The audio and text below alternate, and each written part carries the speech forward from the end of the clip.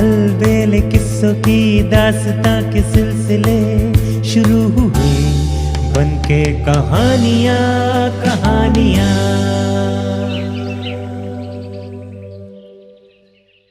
ये कहानी है परी का कोप। हे दैत्यराज, ये दोनों काले कुत्ते मेरे सगे भाई हैं। हमारे पिता ने मरते समय हम तीनों भाइयों को 3,000 अशर्फियां दी थी। हम लोग उस पैसे से व्यापार चलाने लगे। मेरे बड़े भाई को विदेशों में जाकर व्यापार करने की इच्छा हुई, सो उसने अपना सारा माल बेच डाला और जो वस्तुएं विदेशों में महंगी बिकती थीं उन्हें यहां से खरीदकर व्यापार के लिए चल दिया। इसके लगभग 1 वर्ष बाद मेरी दुकान पर एक भिखमंगा आकर बोला, भगवान तुम्हारा भला करे। मैंने उस पर ध्यान दिए बगैर जवाब दिया, भगवान तुम्हारा भी भला करे। उसने कहा, क्या तुमने मुझे पहचाना नहीं? मैंने उसे ध्यानपूर्वक देखा और फिर उसको गले लगाकर फूट फूट कर रोने लगा। दरअसल वो मेरा वही सगा भाई था जो परदेश में व्यापार करने गया था। जब रोने के बाद मन कुछ हल्का हुआ तो मैंने उसके विदेश में व्यापार के मुतालिक पूछा तो उसने बताया कि वो सब कुछ लुटाकर वापस आया है और भाग्य ने उसका साथ नहीं दिया। खैर, मैंने उससे कहा कि पिछली बातों को भूल जाए और नए सिरे से जीवन आरंभ करे। मैंने उसे 3,000 अशर्फियां देकर नया व्यापार करवा दिया। कुछ दिन बाद मेरे दूसरे भाई को भी विदेश जाने की सनक सवार हुई। मैंने उसे बहुत मना किया मगर वो नहीं माना और अपना सब कुछ बेचकर विदेश चला गया। मगर कुछ दिन बाद उसका भी वही हर्ष हुआ जो बड़े भाई का हो चुका था। फिर मैंने उस पर भी दया करके 3,000 अशर्फियां दी और नया व्यापार शुरू करवा दिया। इस तरह काफी समय गुजर गया। एक दिन दोनों भाई इकट्ठे मेरे पास आए और बोले कि क्यों ना हम विदेश चलकर व्यापार करें। मैंने उन्हें याद दिलाया कि विदेश जाकर उनकी क्या हालत हुई थी। इस पर वो बोले, छोटे, इसलिए तो हम चाहते हैं कि हम तुम्हें लेकर विदेश चलें। हो सकता है तुम्हारे भाग्य और बुद्धिमानी से हमारे नसीब भी जाग जाएं। मगर मैंने स्पष्ट इनकार कर दिया। हालांकि मैंने इनकार कर दिया था मगर वो तो जैसे मुझे लेकर विदेश जाने की कसम ही खा चुके थे।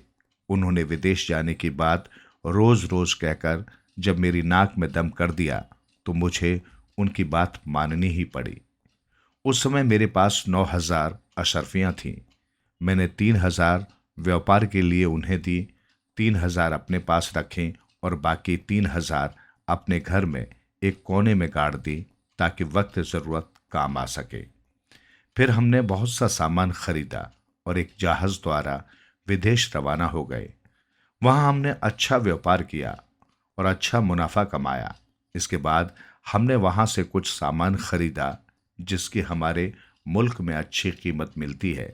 तत्पश्चात हम वापस आने की तैयारी करने लगे। अभी हम सराय से बाहर निकले ही थे कि फटे पुराने कपड़ों में लिपटी एक बेहद खूबसूरत लड़की ने मेरा रास्ता रोक लिया। उसने पहले धरती पर लेटकर मुझे सलाम किया, फिर उठकर मेरा हाथ चूमा और बोली, तुम्हें खुदा का वास्ता है, मेरे साथ शादी कर लो। मैंने इनकार कर दिया तो वो बुरी तरह गिड़गिड़ाने लगी। मुझे उस पर दया आ गई। फिर मैंने उससे वहीं एक काजी बुलाकर विधिवत निकाह कर लिया।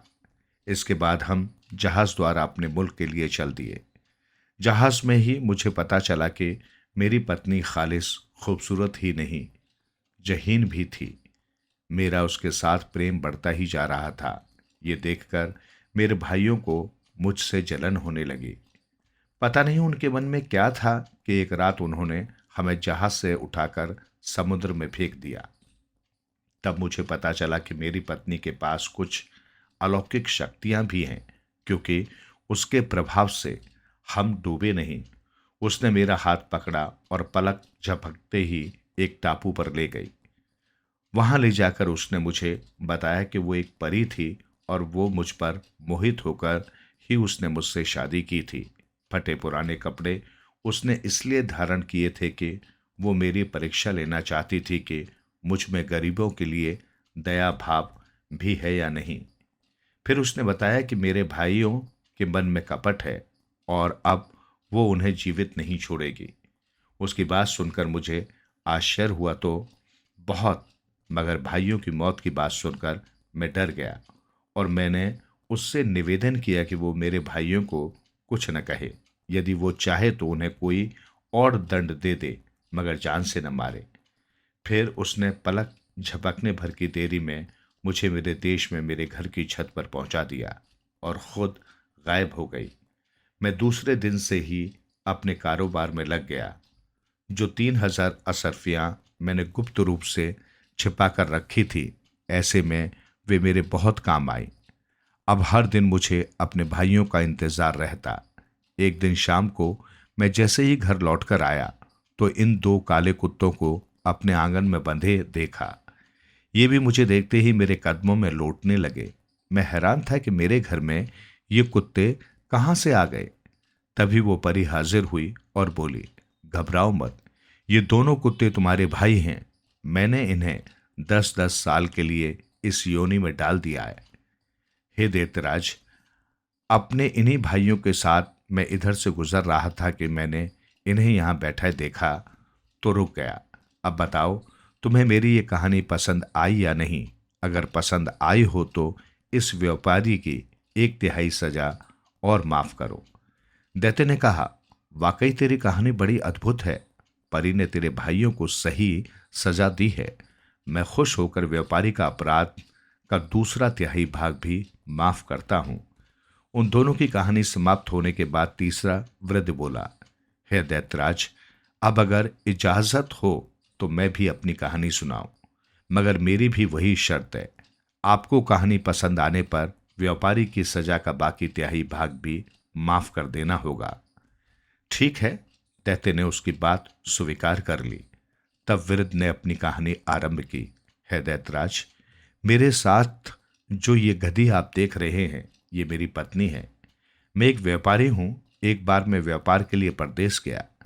जब मैं 1 वर्ष बाद लौटकर आया तो मैंने देखा कि मेरी पत्नी एक हबशे गुलाम के साथ बैठी हास विलास और प्रेमालाप कर रही है। मुझे ये सब देखकर आश्चर्य भी हुआ और क्रोध भी बहुत आया। मैंने चाहा कि उन दोनों को दंड दूं। तभी मेरी पत्नी एक पात्र में जल ले आई और उस पर एक मंत्र फूंककर उसने मुझ पर वो अभिमंत्रित जल छिड़क दिया, जिससे मैं कुत्ता बन गया। पत्नी ने मुझे घर से भगा दिया और फिर अपने हास विलास में लग गई। मैं इधर उधर घूमता रहा। फिर भूख से व्याकुल होकर एक कसाई की दुकान पर जा पहुंचा और उसकी फेंकी हुई हड्डियां उठाकर खाने लगा। कुछ दिन तक मैं ऐसा ही करता रहा। फिर एक दिन कसाई के साथ उसके घर जा पहुंचा। कसाई की पुत्री मुझे देखकर अंदर चली गई और बहुत देर तक बाहर नहीं निकली। कसाई ने कहा, तू अंदर क्या कर रही है? बाहर क्यों नहीं आती? इस पर लड़की बोली, मैं किसी गैर मर्द के सामने कैसे आऊं? कसाई ने इधर उधर देखा, कहा, यहां तो कोई गैर मर्द नहीं दिखाई देता। तू किसकी बात कर रही है? लड़की ने कहा, ये कुत्ता जो तुम्हारे साथ घर में आया है, तुम्हें इसकी कहानी मालूम नहीं है। ये आदमी है। इसकी पत्नी जादू करने में पारंगत है। उसी ने मंत्र शक्ति से इसे कुत्ता बना दिया है। अगर तुम्हें इस बात का विश्वास न हो तो मैं तुरंत ही इसे मनुष्य बनाकर दिखा सकती हूँ। कसाई आश्चर्य से बोला, भगवान के लिए ऐसा ही कर, तू इसे आदमी बना दे। ये सुनकर वो लड़की अंदर से एक पात्र में जल लेकर आई और जल को अभिमंत्रित करके मुझ पर छिड़क कर बोली, तू इस देह को छोड़ दे और अपने पूर्व रूप में आ जा। उसके इतना कहते ही मैं दोबारा मनुष्य के रूप में आ गया और लड़की फिर पर्दे के अंदर चली गई। मैंने उसके उपकार से अभिभूत होकर कहा, हे भाग्यवती, तूने मुझ पर जो उपकार किया है उससे तुझे लोक परलोक का सतत सुख प्राप्त हो। अब मैं चाहता हूं कि मेरी पत्नी को भी कुछ ऐसा ही दंड मिले। ये सुनकर लड़की ने अपने पिता को अंदर बुलाया और उसके हाथ थोड़ा अभिमंत्रित जल बाहर भिजवाकर बोली, तुम इस जल को अपनी पत्नी पर छिड़क देना, फिर उसे जो भी दे देना चाहो उस पशु का नाम लेकर स्त्री से कहना कि तू ये हो जा, वो उसी पशु की देह धारण कर लेगी। मैं उस जल को अपने घर ले आया। उस समय मेरी पत्नी सो रही थी। मैंने अभिमंत्रित जल के कई छींटे उसके मुंह पर मारे और कहा, तू स्त्री की देह छोड़कर गधी बन जा। मेरा ऐसा कहते ही वो गधी बन गई। तब से मैं इसे इसी रूप में अपने साथ लिए घूमता हूँ। जब तीसरा वृद्ध अपनी कहानी कह चुका तो दैत्य को बड़ा आश्चर्य हुआ। उसने गधी से पूछा, क्या ये बात सच है जो बूढ़ा कहता है? गधी ने सिर हिलाकर संकेत दिया कि बात सच्ची है। तत्पश्चात दैत्य ने व्यापारी के अपराध का बचा हुआ भाग भी क्षमा कर दिया और उसे बंधन मुक्त कर दिया। उसने व्यापारी से कहा, तुम्हारी जान आज इन्हीं तीनों के कारण बची है।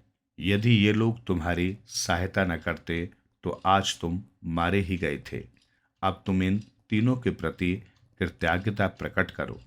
ये कहने के बाद दैत्य अंतर्ध्यान हो गया। व्यापारी उन तीनों के चरणों में गिर पड़ा। वे लोग आशीर्वाद देकर अपनी राह चले गए और व्यापारी भी घर लौट गया। उसने हंसी खुशी अपने प्रियजनों के साथ रहकर अपनी आयु भोगी।